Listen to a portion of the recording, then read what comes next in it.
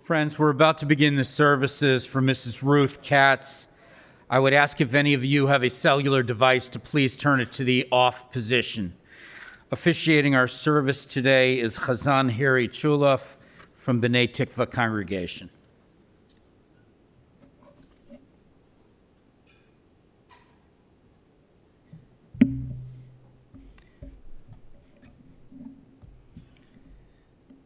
Chaverim Yikarim, dear friends, we are here together today to give kavod as we honor the memory of our beloved Ruth, truly an Eshet Chayil, a woman of valor, filled with beauty inside and outside, a loving soul of quiet demeanor, who together with the love of her life, her beloved husband of 63 years, our beloved Arnie, Zichron Libracha of blessed memory, built a loving, trusting, and welcoming home and left a legacy of passion for education, professionalism, as we all see here today. On behalf of all of us and the family that makes Congregation B'nai Tikva, we express our deepest condolences to the love of her life, eternal love, to Ruth's husband, Arnie, of blessed memory, to Ruth's adored children, Donna and Tom, Gary and Tammy, Steve and Stephanie, to her beloved grandchildren, Julie and John, Janetta and Stephen, Austin and Riley, Benjamin and Leah, to her soul-loving great-grandchild Colson, to Ruth's cherished siblings of blessed memory, Phil and Serna and Dolores,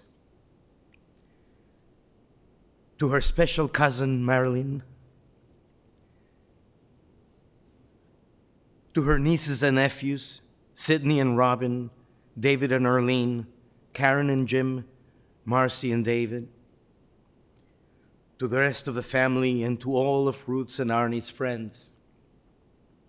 At this time, I would like to respectfully request Donna, Gary, and Steve to please rise so I can perform the ritual of Keriah, the tearing which represents the fact that the blessing your beloved mother Ruth brought to your lives is no longer with you, yet the memories remain an everlasting blessing.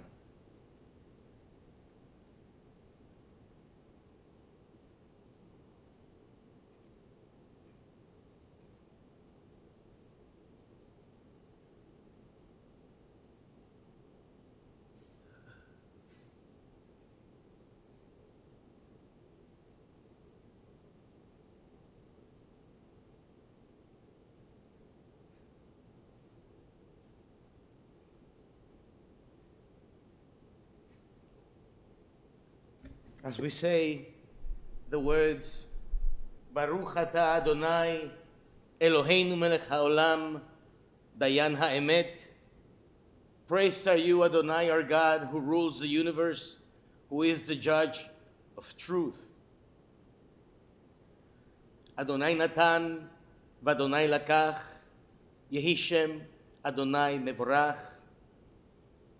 Please repeat after me. Adonai has given, and Adonai has taken. Praise be the name of Adonai. Please have a seat.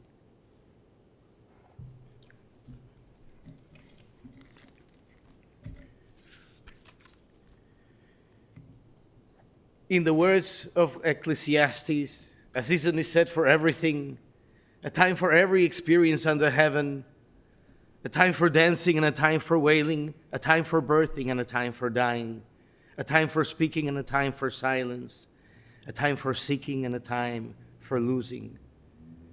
The time of mourning is a complicated time filled with many emotions and memories.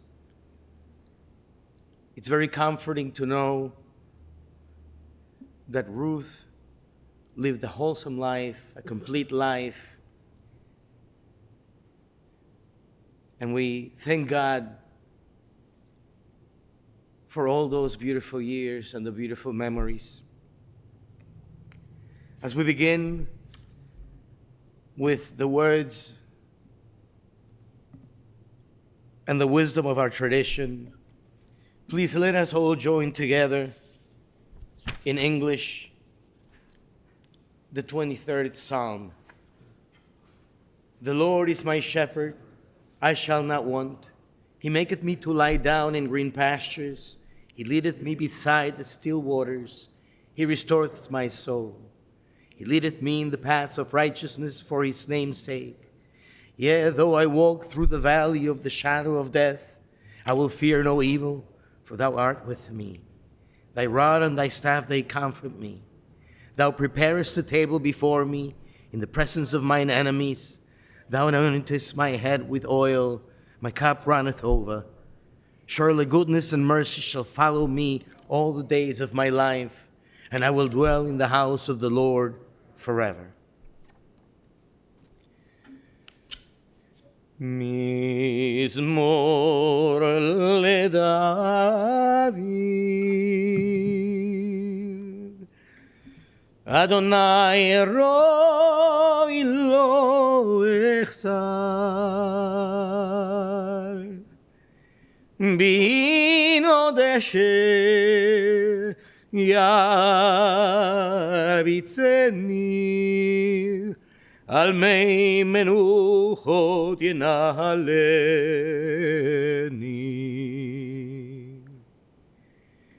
נפשי ישובב,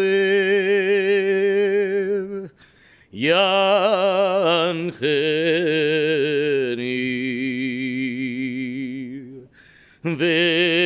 ומגלי צדק, למען שמו, גם כי אלך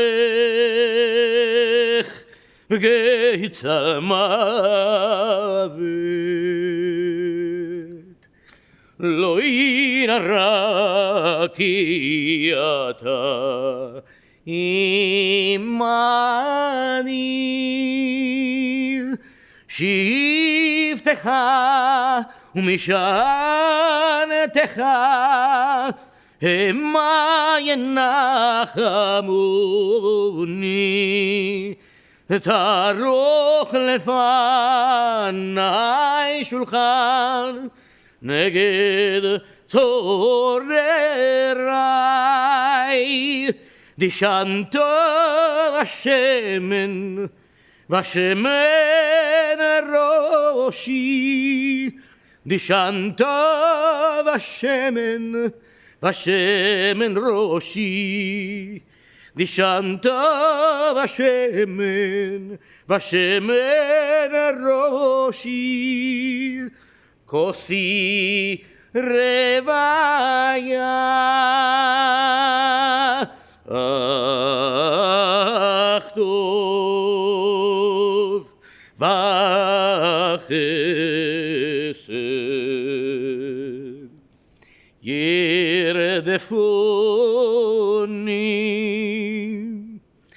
כל ימי חיי,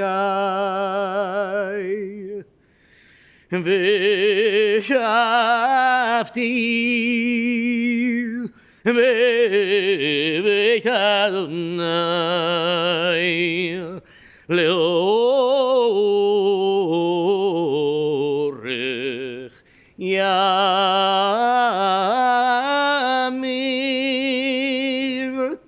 איי נאי, איי נאי נאי, איי נאי נאי נאי נאי נאי נאי נאי, איי נאי נאי, איי נאי נאי, איי נאי נאי נאי. I shall dwell in the house of the Lord forever. Eshet Chayil, a woman of valor. What a precious find it is an Eshet Chayil. Her worth is far beyond rubies. Her husband puts his confidence in her and lacks no good thing.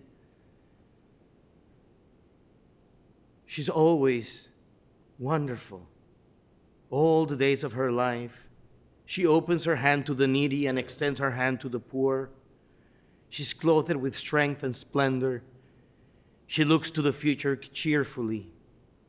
She opens her mouth with wisdom. Her tongue is guided by kindness. Her children come forward and bless her. Charm is deceitful and beauty vain, but an Eshet Chayil is much to be praised. Extol her for the fruit of her hand. Wherever people gather, her deeds speak her praise. Eshet Chayil mi yimtza rachok mepeninim michra בתחווה לפעלה ושלל לא יחסר גמלת הוא טוב ולא רע כל ימי חייך כפפס על העני וידיה שלך לאביון עוז והדר לבושה ואתה שחק לי יום אחרון פי אפותך וחוכמה ותורת חסד על לשונה צופי הליכות ביתה ולחם עצלות לא תאכל קמו בניה בישרועה בערבה יהללה רבות בנות עשו חיל והטלית על כולנה שקר אחר פבל היופי שיירת אדוני היא תתהלל תנו לה מפרי ידיה ויהללוה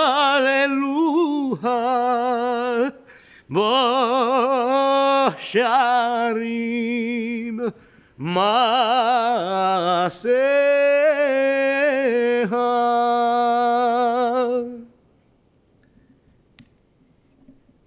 As we continue with the eulogies, I would like to invite Donna and Steve to please share with us your words.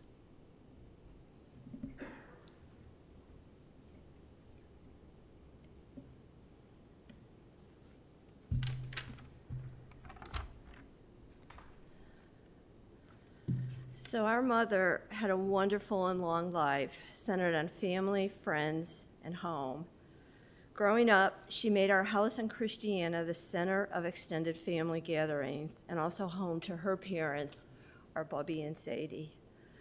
While making a loving home for us, she somehow managed to get her driver's license and to go to college, earning a bachelor's in education. She was an admired and loved elementary school teacher for many years. She was also a trained singer.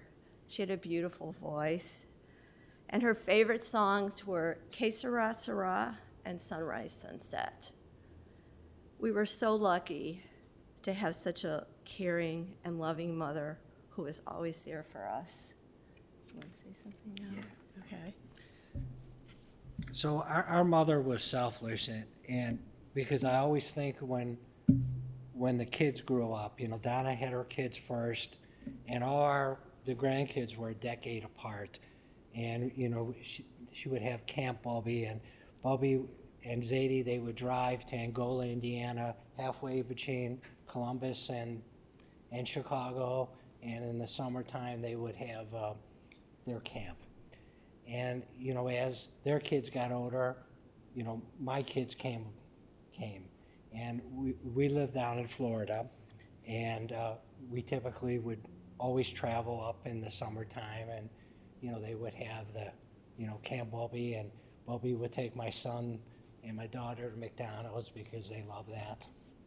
And in the winter time, you know, they always would come to us, and lots of times Steph and I would go on a little mini vacation, and they would take care of them. And then a decade later after that, you know, my brother Gary and Tammy had their children, and you know, typically every Wednesday, you know, they would go over there, and they would, you know, take care of the kids in the afternoon and then leave in the early evening. And that was like 3 decades of taking care of the kids, and it was just wonderful, and she will be definitely missed. Well, I mean, I wanted to add to, she was always there for me.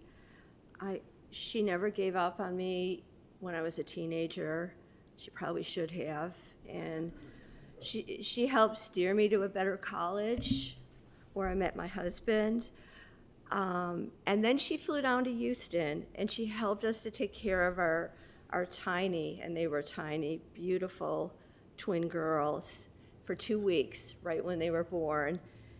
And I remember her getting on the plane, leaving Houston, and she looked up at me. She was exhausted, tired, just, I mean, unbelievable. And she said, "This is why 50-year-olds don't have babies." She, whenever I was upset, it would cost so much, you know, something was really pricey. She always said, "It's only money. It's only money," you know. And I say that to my kids today. It's only money. She was loved, of course, by her children, her 6 grandchildren, and of course her great-grandson, Colson. She got to cherish his first 2 years of life. She was the OG Bubby to him. She made us chocolate chip cookies, the best matzo ball soup, other food from the heart. She had wonderful friendships for life. She had friendships that lasted since kindergarten. The last year had been hard for her, but I was fortunate to be able to take care of her, help take care of her. You know, she stopped watching the movies that she loved. She lost interest in food, but she always loved candy. People would send her candy, and she loved candy, you know. Her memory was poor toward the end, but she would surprise us, you know, with moments where she was really aware. You know, she'd ask, you know, when are the kids leaving for Pittsburgh? She'd always look at me and, who could have guessed about this COVID thing? You know, what's going on, you know? But, you know, she couldn't remember what she had for breakfast, but she could remember 50 years ago very clearly. Then she started slipping away from us, you know, the last couple weeks, and we're going to really miss her. She meant the world to us.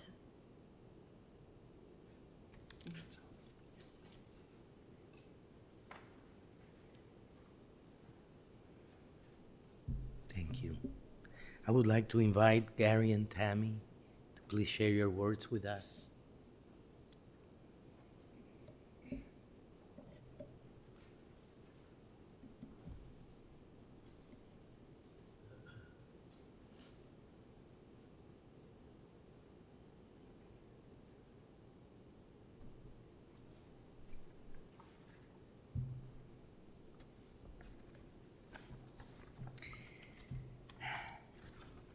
I'm speaking to share some of our memories for Gary, myself, and our children, Ben and Leah. Ruth was a wonderful mother, mother-in-law, and grandmother. When I first met Ruth, she had recently retired from teaching 3rd grade girls at Erie Crown Hebrew Day School, and then she worked as a substitute teacher in the public schools. She loved singing and the Cubs, and she told the kids and me that she and her good friend Sally would ditch high school to go to the Cubs opening game. I thought, what, you're telling my high school kids to ditch school? She was proud of her 3 children, and I know she was very proud of Gary when he earned his PhD in physics from Cornell University. Ruth and Arnie traveled to Cornell for Gary's graduation in 1986. Gary worked for many years in Washington, D.C. after he graduated. When Gary needed back surgery, she went out east to Maryland to help him during his recovery from surgery. Ruth and Arnie's 3 children lived out of state after they graduated from college, so they didn't have any children in town for almost 2 decades. Gary moved back to the Chicago area near the end of 1999.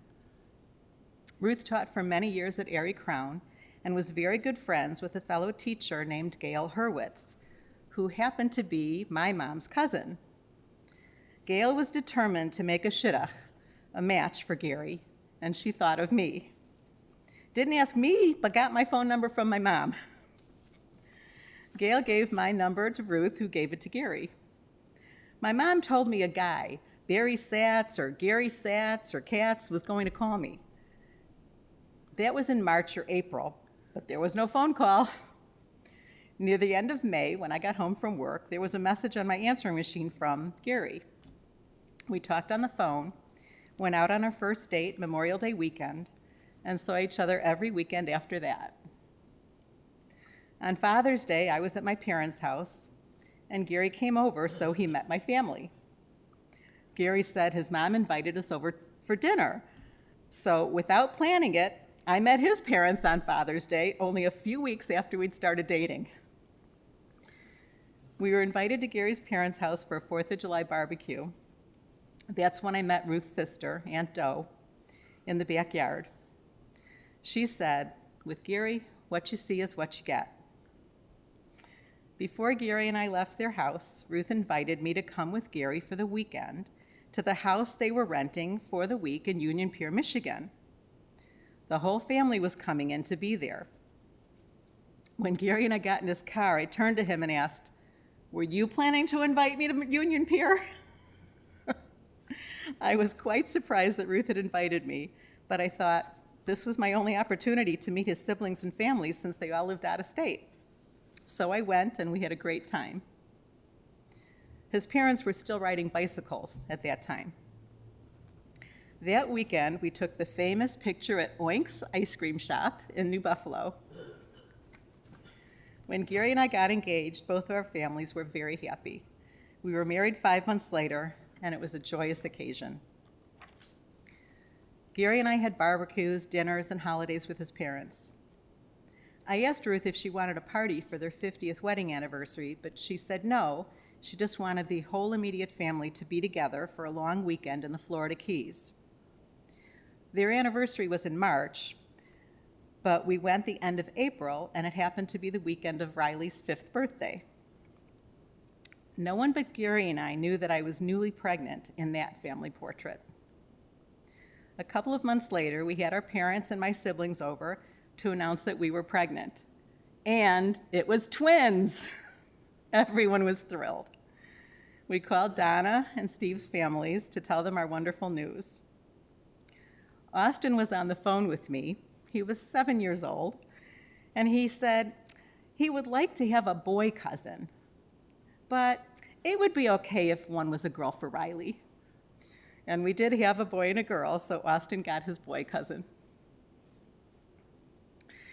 After our twins were born, Ruth decided that she and Arnie would come over to our house one weekday every week to visit the babies. When Ben and Leia were babies, I was on maternity leave. Ruth and I would walk them in the stroller around the neighborhood. When they were toddlers and in grammar school, Bubby and Zadie would take them to the park across the street. Ruth cooked dinner at her house, brought it in plastic containers to Deerfield, relieved our wonderful nanny Imelda, and when Gary and I got home from work, we'd all have dinner together. I remember her salmon patties and potatoes au gratin, matzo ball soup, and other dishes. And of course, as Donna said, she brought a Ziploc bag of chocolate chip cookies she'd baked. They were always a hit and didn't take many days for all the cookies to be eaten. We saw Gary's parents at least once a week. They attended Ben and Leia's preschool programs, soccer games, and their kindergarten concert. When our kids were younger, We had many Rosh Hashanah and Passover holidays together with Gary's extended family at his parents' home. Lots of delicious food. Ruth and Aunt Doe would make cholent in the large stainless electric slow cooker from the 1950s. There was matzo ball soup, brisket, potatoes, and a Jell-O mold. We celebrated Thanksgiving at our house. Ruth would switch off. Every other year, they'd go to Cousin Marilyn's, and every other year, they'd have Thanksgiving with us at our house. We celebrated many events and holidays together: Hanukkah, birthdays, Mother's Day, Father's Day, and took them out for their anniversary. Ruth was an early riser. She went for walks early in the morning. She took a yoga class at the Galter Center by Swedish Covenant Hospital. She volunteered at the Home for the Blind. As Donna said, Ruth was a singer. She took voice lessons when she was a girl. She sang to our twins when they were babies, the same songs my mom sang to me. I'm a singer, and so is Leah. Leah started taking voice lessons this year and is in the high school choir, carrying on our love of singing. Bubby Ruth also knitted. She knitted baby blankets and scarves for Ben and Leah. When Leah was around 10, Bubby taught Leah some basic knitting skills. A few years ago, Leah taught herself how to crochet, and she also knits, carrying on Bubby's hobby. Bubby gave Leah her knitting needles before she moved to Ohio in April 2019. Gary's mom was a strong woman. She didn't complain. She took things in stride. You take care of yourself and do what you have to do. Gary is like this, and so is our son, Ben. Stephanie and I agree that we were fortunate to have a good mother-in-law who we liked and got along with well. She gave wise advice. Bubby Ruth loved her family, her children, and especially her grandchildren. The cherry on top was the birth of her great-grandson, Colson, 2 years ago. He was the light of her life and made her smile the last 2 years. Her life and legacy lives on in all of us, in all the good times, stories, and memories. We miss you. We love you.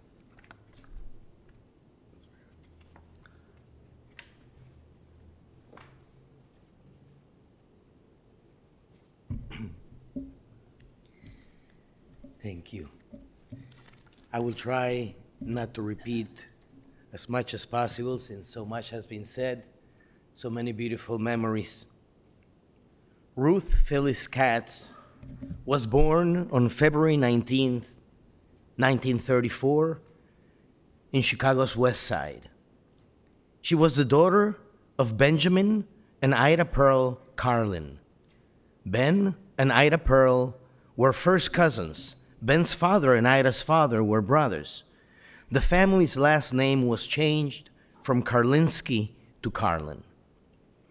Ben was born in Europe in the village of Motel, a shtetl in today's Belarus, where the Karlinski family originated from. Same shtetl where Chaim Weizmann, a biochemist and first president of Israel, was born. Ida Pearl was born in Chicago, as her parents had already come to America. Ben and his family came to America after the First World War.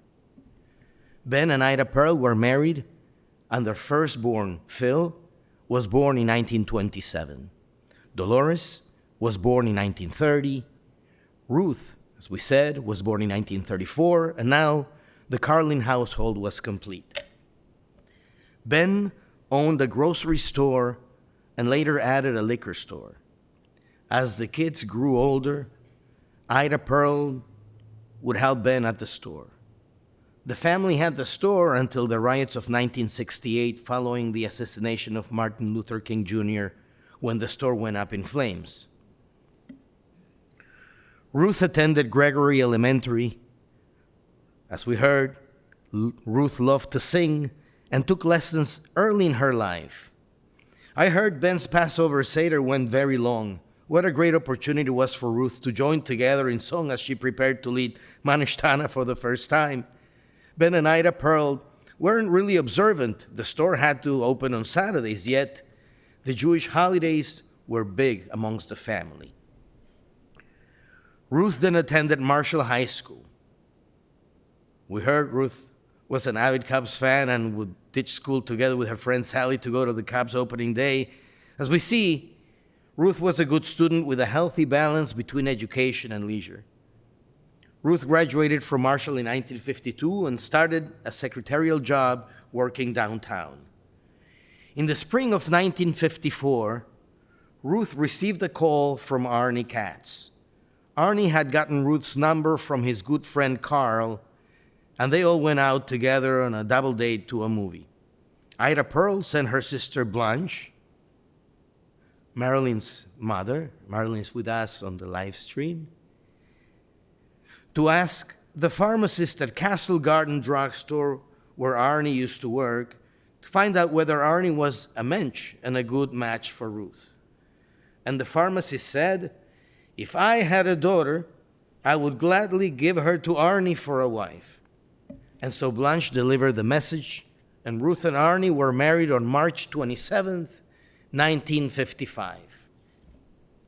Shortly after, Arnie was drafted to go to war, but only lasted a couple of days and returned home as a result of some allergic reaction.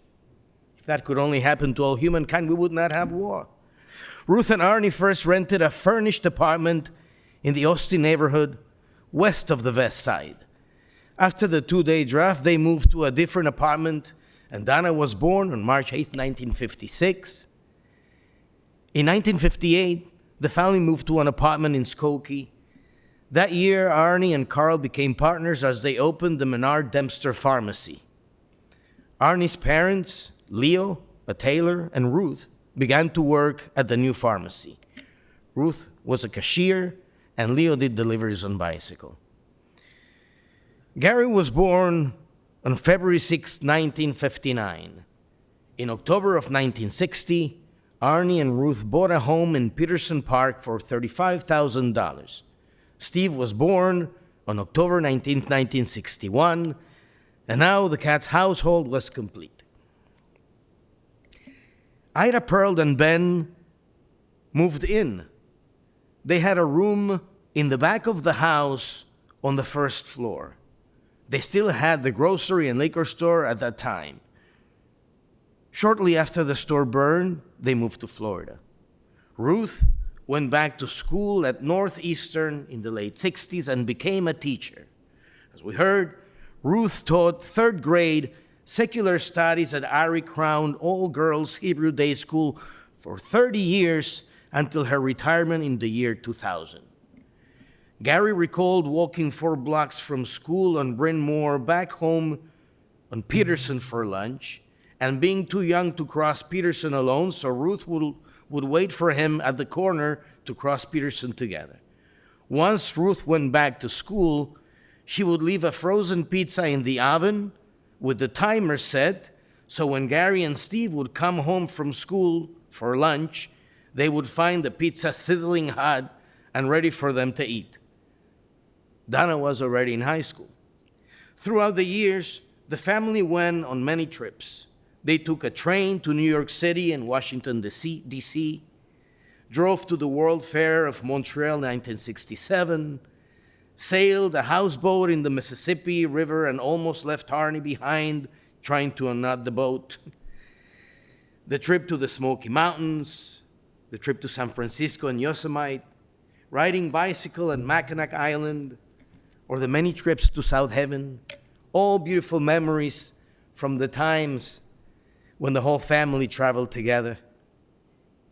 Ruth and Arnie always hosted the whole mishpacha on Rosh Hashanah and the first Passover Seder. Ruth learned from her mother Ida Pearl how to make cholent and brisket, but not kreplach. When Ida Pearl of blessed memory passed away, Ben returned from Florida back to live with Ruth and Arnie and stayed near them until the end of his days. Donna and Tom were married in 1980. In 1988, Julia and Janetta were born. Donna and Tom lived in Texas at the time, and we heard Ruth helped them with the twins as they moved to Columbus, Ohio in 1989. Ruth and Arnie started to drive and meet Don and Tom halfway between Chicago and Columbus and would take the girls back home with them to Camp Bobby. Spending time with their grandchildren was Ruth's favorite pastime. Ruth would take Julie and Janetta to work at Ari Crown with her. So many wonderful memories from those times. In 1992, Arnie sold the pharmacy and began to work for Osco, where he stayed until his retirement in 2011 at the age of 82. Steve and Stephanie were married in 1994. In 1997, Austin was born, and in 2000, Riley was born. After Ruth's retirement from Ari Crown in 2000, Ruth continued to work as a substitute teacher in the Chicago Public Schools. Gary and Tammy were married in 2002. In 2005, Ruth and Arnie celebrated the 50th wedding anniversary with her taking the whole family to the Florida Keys. Later that year, Leah and Ben were born, and Ruth and Arnie would visit and spend time with them every week. Ruth was a morning person. She liked to walk in the morning. Ruth and Arnie rode bicycle together regularly. They enjoyed exercise and worked out together at the Galter Center in Chicago while they were still living in the house. Ruth and Arnie always kept in good shape. Ruth and Arnie lived in their home for 57 years until November of 2017 when they moved to Brookdale in Northbrook. Ruth and Arnie loved Portillo so much. Ruth had Arnie's 75th birthday party there, and now Ben works at Portillo's, taking on the family tradition. Ruth loved her family more than anything, and as they arrived, she embraced them. The newest addition to the family, Colson, was now her favorite. Ruth and Arnie enjoyed together a full life. Each enjoyed their professional careers and shared a loving and caring marriage for 63 years. When Arnie of blessed memory passed away the 4th day of October of 2018, Ruth was satisfied with the life they lived and the years they spent together. Ruth always drove and did not give up driving until February of 2019. As Ruth turned 85, she decided to give up driving. On April 14th, 2019, Ruth moved to Ohio to be near Don and Tom and their family. Ruth lived in a senior living facility as the pandemic began. Ruth lived on the first floor and was able to get the family to visit her outside her window as they spoke on the phone. This last September 1st, Ruth was moved to the memory care unit. Ruth was frail but stable. The last couple of weeks, Ruth started to fade away slowly, hardly opened her eyes. Ruth was kept comfortable at all times as she began hospice care. Ruth's last moments were spent surrounded by her loving family as Julie and Janetta saw Ruth open her eyes once more before she passed away peacefully. Ruth then went on to be reunited with Arnie. Our beloved Ruth, Zichrona Livracha, of blessed memory, passed away on the evening of January 3rd, 2023, which corresponds to the 11th day of Tevet, 5783 in the Hebrew calendar. Tehi nishmata tzerura b'tzora chayim. May Ruth's soul be bound to the bound of life. Tehi zichra baruch. May Ruth's memory remain for a blessing. May she rest in peace. And let us say, Amen. Chaverim Yekarim, dear friends, at this time I would like to ask everyone to please rise for the chanting of the memorial prayer, El Malei Rachamim.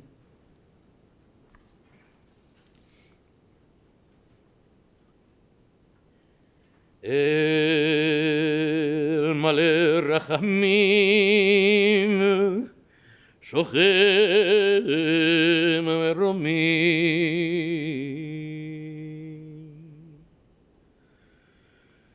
Hamtzeh menucha nechona tachat kanfei השכינה.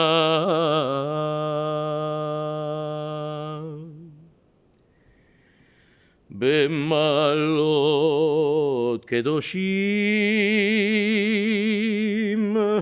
וטהורים כזוהר הרקיע מזהירים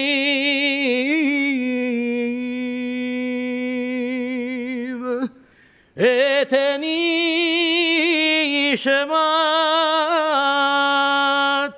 רות בת בנימין ועדה פרל שהלכה לעולמה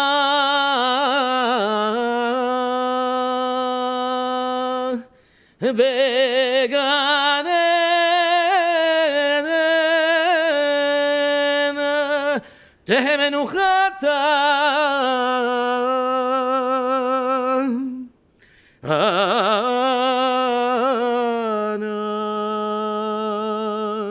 בעל הרחמים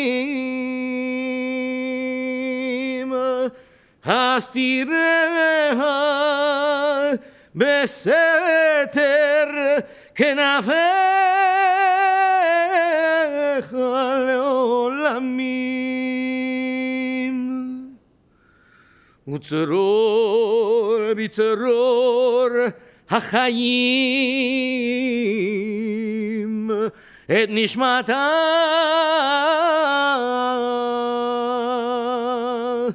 אדוני הוא נחלתה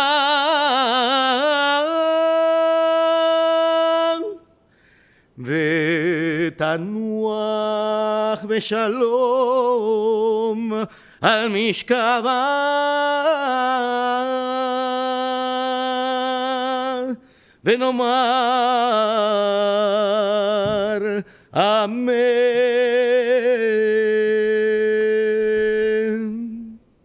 Please join together with me, El Maleh Rachamim.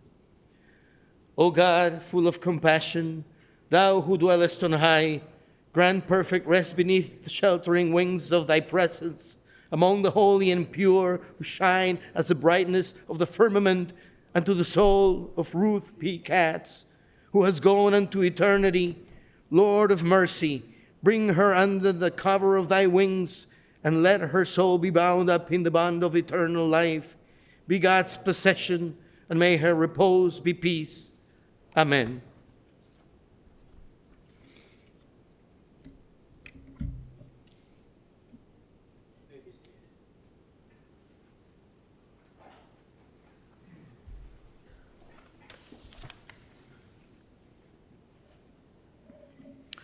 This concludes our service here in the sanctuary. The interment will take place immediately at the family plots at West Lawn Cemetery in Norridge, Illinois. We'll be going in procession. Following the interment, the family will be sitting Shiva this afternoon at the Katz residence. That's 274 Pine Street in Deerfield. It will be following the interment until 8 p.m. Masks and negative COVID tests are kindly suggested. Please note also that the family has asked that memorial contributions be made to the St. Jude Children's Research Hospital or the American Diabetes Association's. Those addresses and electronic addresses are located on your folders. For those of you who are online, that information is located on our website. For those of you who are going in procession with the family today, please make sure you obtain an orange funeral safety sticker. The sticker should be placed in the front passenger side windshield of your car. We would ask also that you have bright headlights and flashing hazard lights on at all times. For an additional measure of safety, our staff will be placing magnetic flags throughout the procession. As we drive in procession today, please drive as closely as safety permits to the vehicle in front of you. This is especially important as you go through intersections. We do not want to allow room for another vehicle to enter into the procession. In just a moment, I'm going to invite the pallbearers up. Going to invite Sydney Karlin, David Karlin, Janetta Kessler, Austin Katz, Ben Katz, and David Levin to please join up front. I'm going to ask everyone to please rise as Mrs. Katz is escorted from the sanctuary.